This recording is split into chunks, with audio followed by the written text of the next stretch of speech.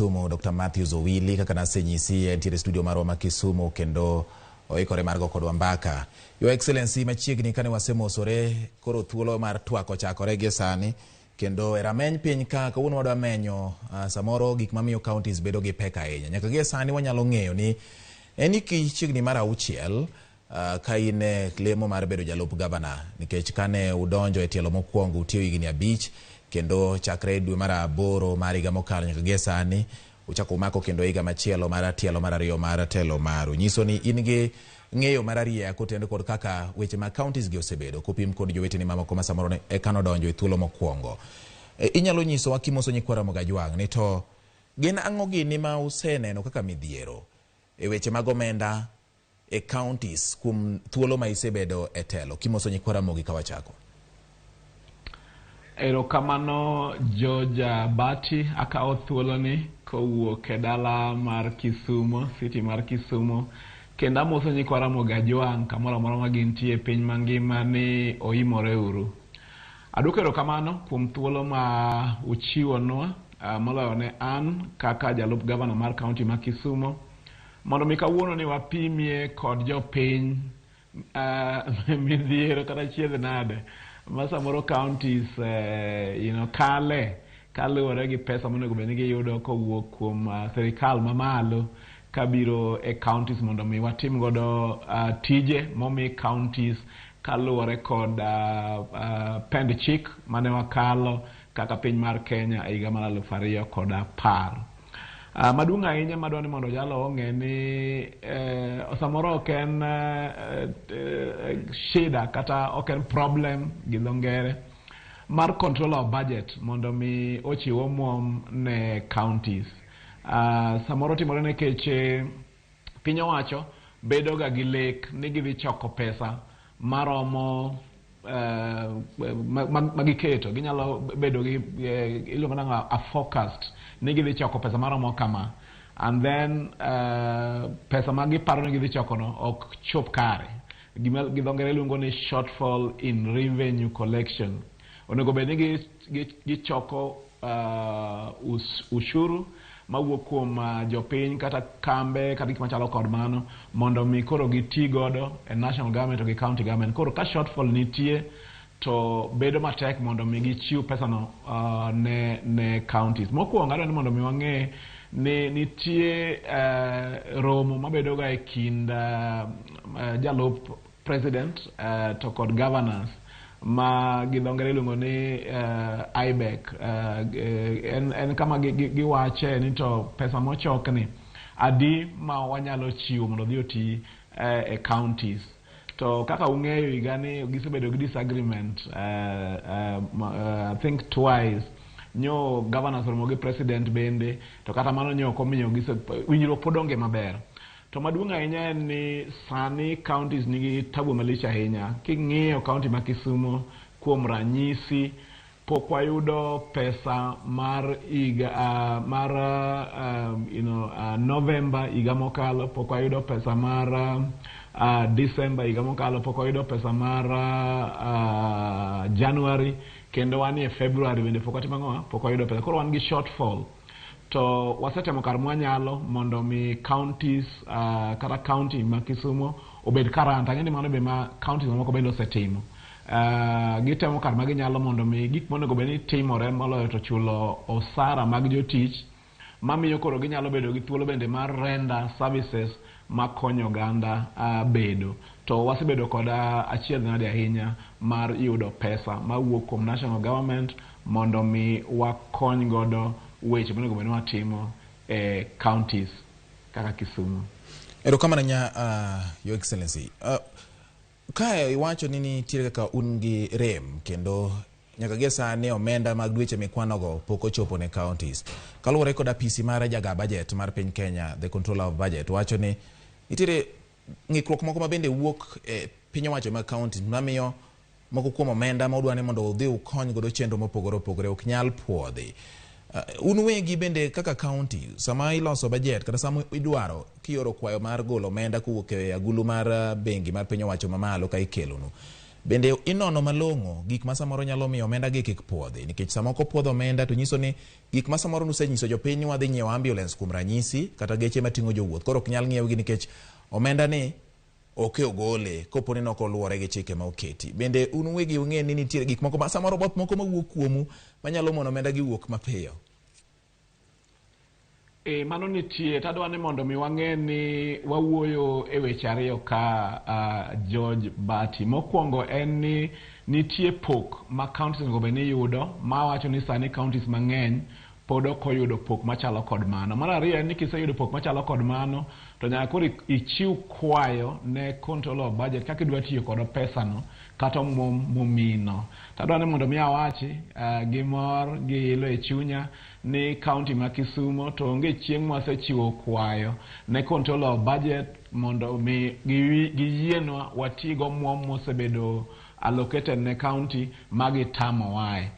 To maduong' ahinya ni en thuolo mar control of budget ng'eyo ni to idwa tiyo gi pesa no machalo nade. Ing'e ni kosemi pesa to itero kaka idwa tiyo kod pesa onogo. Adwa ng'isi gi ranyisi ka county ma Kisumo for example yudo kata million maromo maybe 680 to nyaka idhi chiw kaka idwa tiyo kod pesa no. Maromo kama achulo godo osara mag joma tiyo ne piny owacho, machalo kama adwa chulo godo gope kata yath mabiro e county mondo tiyo osiptendewa, machalo kama adhi chulo godo pending bill joma notiyo mapok ne ochul, machalo kama adhi chulo godo weche mag fuel ma mtokni tiyo godo, machalo kama adwa ng'iewo godo ambulances. Koro ka ok ichiwo report kamili gimidwa timo kod pesa to chuno ni nyaka control of budget duok mana request mari kod penjo manyaka clarify kapok giyieni mondo mi iti kod pesa. En wach malich ahinya samoro inyalo duogni gino kata moloyo diriyo kata moloyo didek, nikech ka ok ichiwo report kamili kaka idwa tiyo kod pesa to piny owacho moloyo to control of budget ok nyal yieni mondo mi iti kod omwom machalo kod mano. Omiyo en achiedh nade mosemako counties mang'eny nikech samoro ok gichiw report kata report maliw gima gidwa timo gi pesa mobedo allocated to counties. To the control of budget nyaka bed convinced, gi dho ngere luongo ni beyond reasonable doubt, kapok oyieni mondo mi draw from pesa momiyi mondo itimo gik monego bed ni itimo ei county. Omiyo gimiwacho no en adiera, en achiedh nade momako counties mang'eny. To anyalo wacho ni e county wa ma Kisumo to kosebedo gi tabu aina machalo kod mano. Anytime mwayudo allocation from the national government and we give a request on what we need to fund mondo bed watimo, to wayudo ga thuolo no mwatimo ang'o mondo mi wati kod pesa kaka dwarore. Erokamano nya achiel kuom gik ma bende samoro oyudore kata ofwenyore e report ma ogol kod apisi mar jaga budget ma pacho ka yango ni nitie kaka jotije ma county kuom ranyisi nyalo bedo ka dwaro omenda miluongo ni impressed kata mago magitiyo godo ka ijologi godo e timo tije moko oko mar apisi mondo chop dwaro mar county. To iyudo ka omenda gikwayo gi nying apisi magimako. Kuom ranyisi kitie migawo mar weche mag tuke to nitiere kata mana weche moko mag tuke manodhi oko tiwacho ni apisi mar tuke dwaro omenda marom kama. Mok wach ni ng'ama kama matiyo apisni emano ka omenda makama mar dhi tiyo godo. Gik machal kamagi eki ere kaka ukonyo kata minyalo konyo counties mamoko bende jotendgi kodonjo kuom thuolo mokwongo mar ng'eyo ni ma kotim to dhi ataro mar chik kendo nyalo mono kata mana jogo mano winjo bed ni yudo sir makama yudo sir go gino manyalo nego chuny jatich mar county. Nitie jomiluongo ni gi dho ngere ni AIE holders e department ka department. Yes. Ka ngitiyo gi ranyisi mitiyo godo no ka odhi kata department ma ochung' ne weche mag tuke kata sports, nitie ng'ama oyiene gine tiyo kata kawo pesa on behalf of the particular department. The money must be paid into a particular account. And that account ma pesa ni chule no ngato nyaka bed ni tima nigi thuolo mar golo omuom machalo kod mano. Omiyo kantie impressed to impressed bedo paid to particular individuals ma bende piny owacho mag counties oyango kendo tero nyingi ne control of budget and treasury ma ong'eni gin ema ichulogi on pesa machalo kod mano mondo mi giti godo mondo mi weche mondo beni loso departments go ochop kare. Tang'eyo ni ok osebedo mayot ahinya ne counties nikech samoro ang'eni nitie joma samoro bende dwa tiyo gi pesa e yo ma ok ni kare. Okay? To kapono ni mane ofweny gi control of budget to ginyal yie mondo gichiw pesa machalo kod mano ne departments gogo kata ne officers gogo madwa ni mondo mi ogol pesa mar impressed. But nitie kako onego bed ni ikwayo pesa machalo kod mano mondo mi control of budget bed gi thuolo mar chiwo pesa machalo kod mano mondo mi oti godo e yore mondiki kata mopuodhi kod counties and impress komi to nyaka itim iluongo retirement of that impress. Ka omi kata na siling 2,000 for example mondo mi ket godo fuel magoli point A to point B as impress, nyaka retire that impress kichiwo receipt mani olo godo fuel onogo mani kod gimiluongo ni ETR receipt bende mondo mi koro ka mano ochiw kata onyis the control of budget to gibedo gi thuolo mar chiwo another impress kichaki kwayo kendo. To kaponi poketimo kamano to bedo tich matek ahinya, and mano is one of the things ma the control of budget osebedo ka flag off godo counties impress ma ochiw to poko bedo retired kata poko bedo accounted for. Mano kotimore to gi flag and then it is bedo difficult mondo mi chaki mi omumora mora for any other function moloyo to departments ma gik makamago timore. Ndalo makuri bedi apis ni kata kom ni koro dwagwarore jaduong' Matthews Owili kendo samoro gik mang'eny bende sero mogodo. Ntiere counties moko ma pod de gombo mondo migi kaw tich mar kodo kata hiring moko kuom kata mana nyamburko kar mondo ging'iew mamagi. En yot mane kata pek mane mabedo ponono ni county moro ong'ado mondo mi ohaya odhi ong'is ng'ato ni konywa gi nyamburko gi mondo ochwalnwa kata pi e kuonde ma pi onge kar mondo ging'iew nyamburko magi mating'o pi mag county kata konywa gi tingni ni gi loche ni gi mondo ogolnwa taka kaka moko manugolo kachok kwa ugolo gi Kisumu kachande. Kuponi ohaya ni uchiwo contract gi kung'iew magu mawegi mag county mabiro timo tije gi kata kuonde mamoko ere mabedo mayot ahinya. Apani wan kod ranyisi mabende waseneno kaluwore gi weche mag nyiewo nyamburko. To ok nyamburko kende, ginyalo bedo machine moro amora. Onyalo bedo tinga mipuro godo, onyalo bedo mitoka migolo godo taka, onyalo bedo tingni maloso barabara, gik machalo kod mano. King'iyo piny owacho mamalo moloyo to department machalo ka police, negi hire ga mtok, not hire really, negi bedo gi arrangement gi kambe mabende timo tije ma chalo kod mano.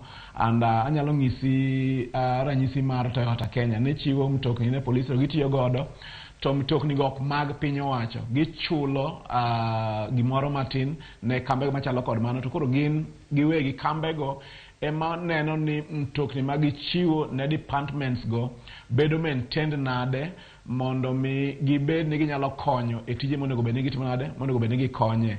To kachopo igni maoko madhi kata mana de kata kamano ikawo mago to yakitimo ng'owa ichaki chiwo manyien.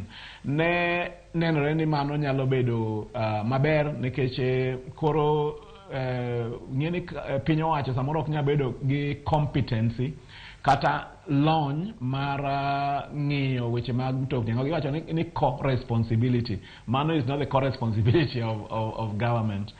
To counties ng'eny gi pod ng'iewo mtokni. Ging'iewo mtokni magitiyo godo ne joma tiyo ne piny owacho, ging'iewo mtokni magitiyo tingni ma samoro gitiyo godo e loso barabara gi gik mang'eny ma onego bed ni counties timo ne jopiny in their respective counties. to an gi pacha an ni samoro bende county ma Kisumu pod okatem kamano pod wanyiew mtokni mabedo mag piny owacho. Iyudo ni samoro wan gi mtokni mang'eny mane onyiew ndalo nene, moko mane wayudo kata kane owuok municipals machon mane obedo taken over by counties, to mondo mi us kata mtokni go kende, koro iyudo ka mtokni mang'eny nitie e parking yard ma samoro ok ti, and kane obedo ni gin hired, dikoro sani jowete joma no hire gigo osekawogi, mon koro wan mana gi mtokni manyien mwatiyo godo, ma koro ok wabed gi headache moro amora mar bedo gi mtokni mang'eny ma samoro oti, ma samoro ok ti maber, to chuno nyaka wabed ang'o, nyaka wabed abeda kodgi nikech gin mwandu mag piny owacho. Omiyo en a conversation, en mbaka monego bed ni wago sani kaka jo Kenya ni to dwa tim nang'o, why would counties want to timo tich ma is not their core responsibility. Omiyo in future gi pacha ber ka counties oneno ni kapo nono ni mtoka ma gidwaro to gidhi kuom dealer to miyo gi mtoka no, to gichiwo ne dealer no pesa mowinjore, ma ok exploitative over a period of time, to gin giwegi magineno ni mtoka no ni kod parts mabeyo, ni kod service makare, mamiyo koro tich monego bed ni timo kod mtoka no bedo mayot ne joma tiyo kod mtokni machalo kod mano, other than buying, nikech nitie tabu mang'eny ma sani counties are going through nikech weche mag ng'iewo mtokni. King'iyo counties mang'eny kata Kisumu included, nitie pesa mang'eny ahinya ma sani kata monego bed ni wachulo joma loso no mtokni, yeah?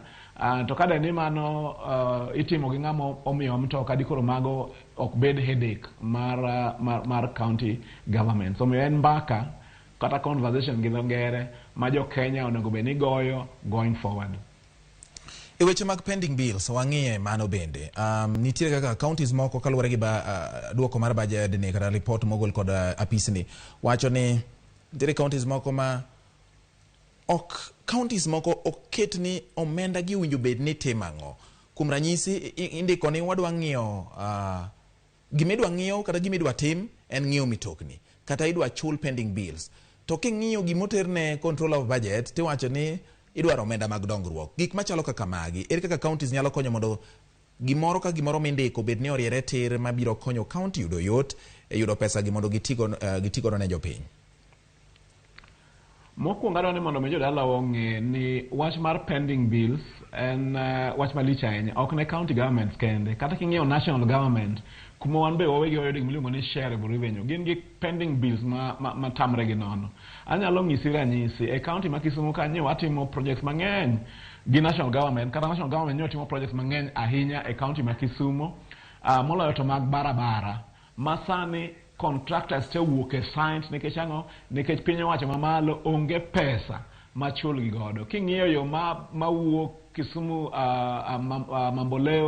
Mamboleo kabiro Kisumu Boys roundabout, contractors osewuok e site. King'iyo yo mawuok Mamboleo kadhi Muoroni Chemelil, contractors owuok e site. King'iyo yo ma interchange migero Ahero, contractors owuok e site nikech piny owacho mamalo mamiyo counties pesa to owuok e site. Awacho ni sani ni county ma Kisumu nigi areas monego bed ni osechule gi piny owacho mamalo kuom shareable revenue maromo 2 billion mapok okel. King'iyo weche mag own source revenue, wa budget ga gi 1.5 billion. To onge chieng' mwase yudo that 1.5 billion. King'iyo the last financial year, for example, other than that 1.5 billion we collect only 1.2. So that 1.5 billion is part of the budget manche ne watiyo godo. Koro nitie shortfall, okay? Mamiyo pending bills timango bedo.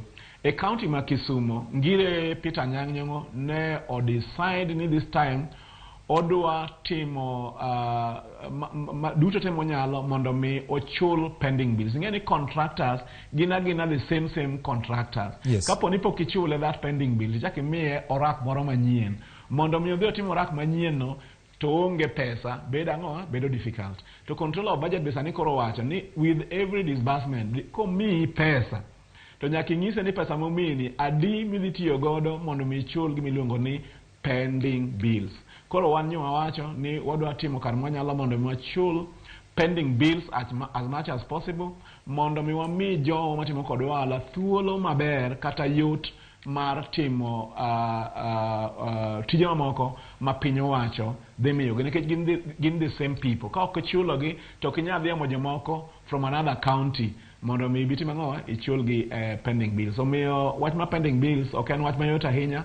Counties temo kar maginyalo, Kisumu temo kar maginyalo, to en wach momako nyaka sirikal mamalo ma bende mwayude pesa mwatiyo godo kaluwore gi tije momiwa gi pend chik mondo wakalo higa mar 2010.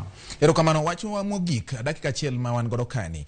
Tudruok e kind piny owacho mar county kod county assemblies ere kaka nyalo konyo e jiwo weche mag neno ni pesa odonjo mapiyo e agulu mag counties kokalo yero mag budget kata puodho budget kod kaka samoro pogruok mabede nyalo miyo thirno bedo e chopo dwaro mag singo manoket ne jopiny kokalo kuom jogo magiyiero.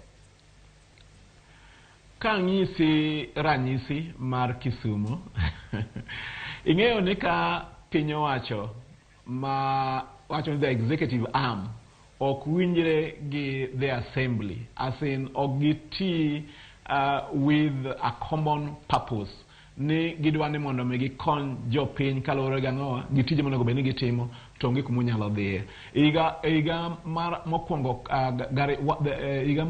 kod mar ariyo e county government ma Kisumu tich ne tek ahinya, kata mana kalo budget ne bedo a very very big issue nikech winjruok manie kind assembly kod executive ne rach.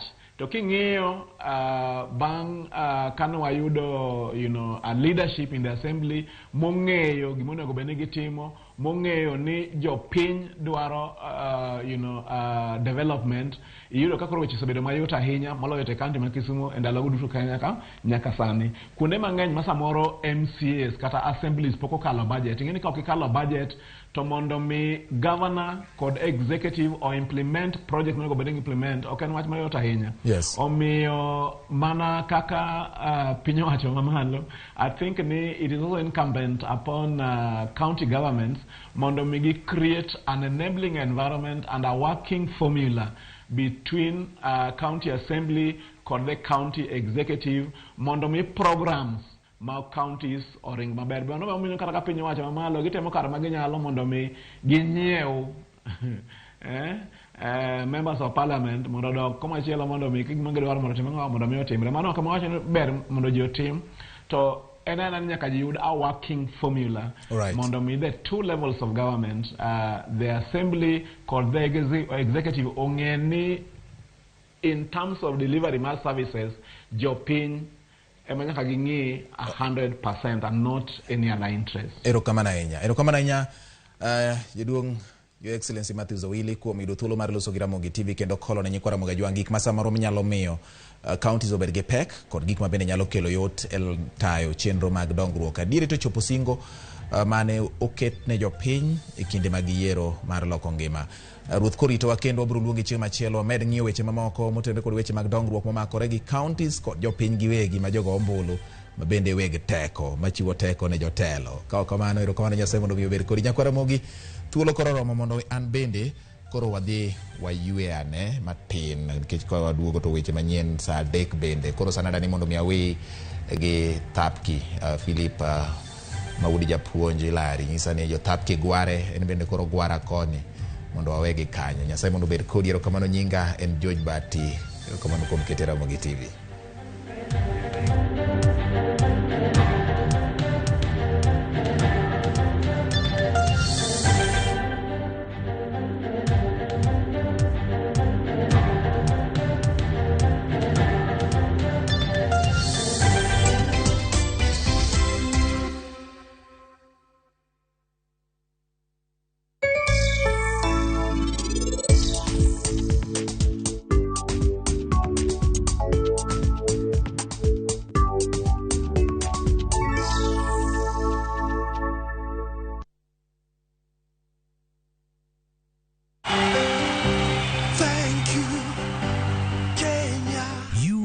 trusted us for another year. You have crowned us. You have put us at the top with you. Royal Media Services thanks you, our esteemed viewers and listeners, for choosing us as the most trusted media organization in Kenya, according to the media survey done by the Media Council of Kenya. Citizen TV and Radio Citizen top the list.